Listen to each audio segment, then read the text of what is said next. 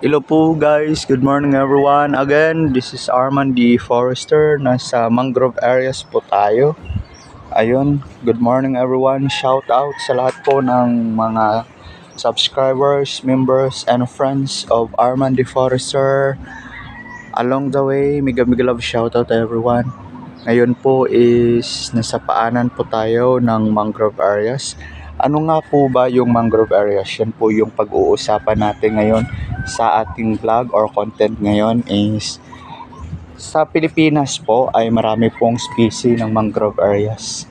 Dito po sa Negros, sa aking pagkakaalam nung nag-aaral pa po ako ng aking BS, Bachelor of Science in Forestry, mayroon po kaming naitalang 30 species dito po sa Southern Negros na Negros Island. So, yung mga species po na ito ay makikita po dito sa Southern Negros ng Pilipinas. Siyempre, nasa Southern Negros ng isla ng Negros Occidental. So, ang ilan po dito yung tinatawag nating bakawan or yung tinatawag nating mangrove or bakawan, Rhizophoracea family.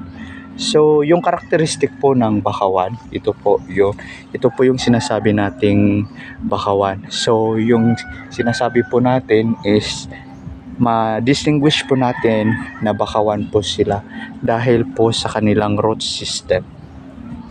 Yung root system po nila, ayan.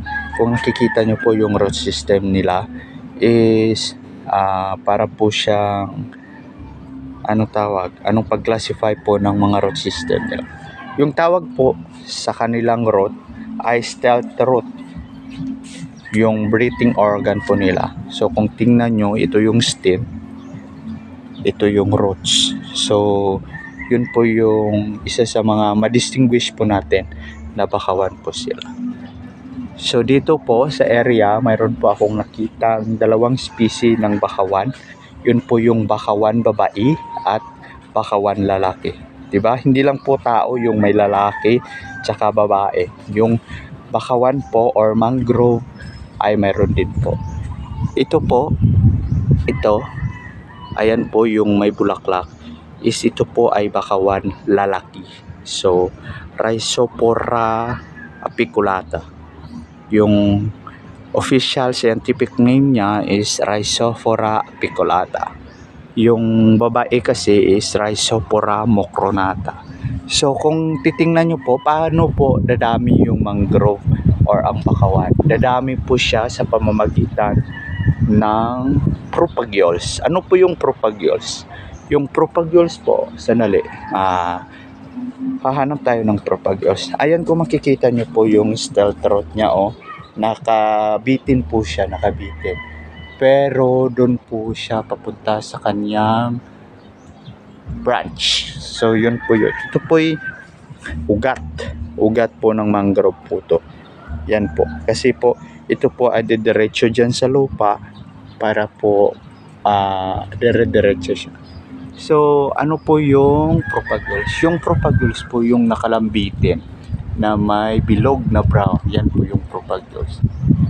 Ayan po, nakalambitin po sila. Ayan, yan yung propagules.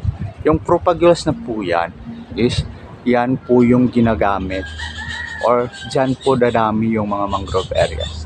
Kasi yung propagules na yan, pag nag-mature na yan, bababa yan dito sa lupa or sa tubig. So lulutang-lutang kung saan po sila pupunta at saan sila maka-anchor yung osbong nilang roots, doon po sila lalaki. Yan po yung propagules. Ito po siya. Yan. Propagules po yung tawag dito.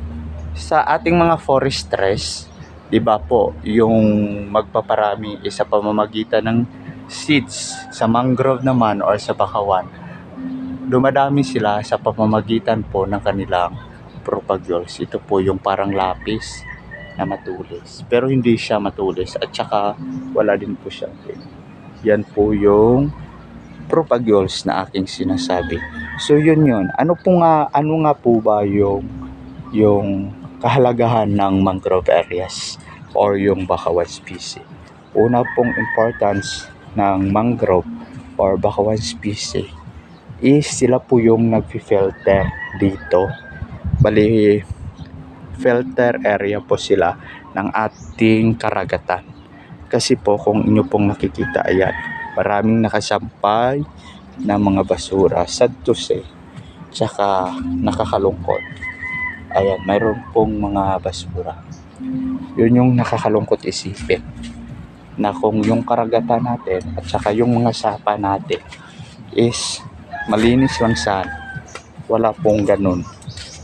Yun, wala po sanang diaper, wala po sanang mga ganyan. Kasi it's normal po na yung mangrove areas is filter area po siya ng ating karagatan. Kaya dito nyo po makikita yung mga basura. Ayan. Tsaka abundance po yung mangrove areas, guys, mga forester, friends and members. Abundance yung mangrove areas. Kasi dito po ninyo makikita yung mga crabs, yung mga maliliit na fishes. Kasi yung mangrove areas or dito sa Bakawan na ito, dito po nangingitlog yung malalaki nating crabs. Anong example ng crabs? Alimango, yung mga fishes natin dito din. So, may mahalaga po siyang kinalalagyan sa ating pong ecosystem, yung ating mangrove areas. Kasi is breeding ground po siya ng ating mga fishes.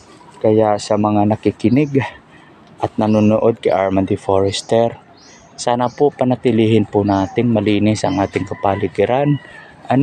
Yung pagtapon po ng ating mga basura, sana itapon po natin sila sa tamang lalagyan. Tsaka huwag tayong magtapon ng ating mga basura sa mga ilog, kasi didiretso yan sa ating karagatan.